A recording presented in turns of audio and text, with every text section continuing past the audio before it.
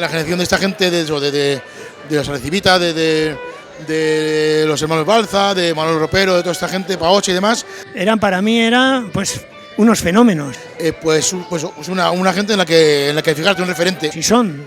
Izan da generazio bat, batzutan tokatzeia olako gauzak dana batea, ezta? Bai txarangatan, bai bandan, bai modu batea eta bestea, beti sentimenduakin, ez? Azkenen inauteritako musikakiko sentimendu horrekin. Danak musikan adituak, batzuk idazten zekitenak. Inauteritako kantakin, bertsioak eta osan egin dituztela eta... Beste batzuk interpretatzen zekitenak. Haiekin dako lana da gure hasiera.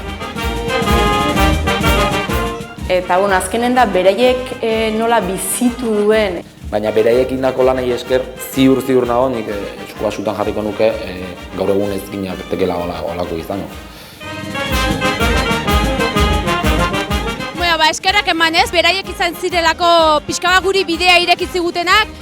Nolabait gaur egunen txarangak hain bizi jarraitzean garrantziaren zati handi bat beraiei dagokie, ez? Sí, pues no sé, agradecimiento, no sé, no. Y es pues eso, que estás orgulloso de lo que has hecho. Eta orai guri tokatzen zaigu, poz handiarekin hartzea belaunaldi aldaketa hau, eta txarangan egotea. Agradezco a todo el mundo, pero además, aparte de eso, directamente no sé las cestas de Navidad. Uste behin generazioa beste ikuspuntu bat eman diela eta guri tokatzen zaigula jarraitzea hori eta albaldin bada hobetzea zaila da, baina...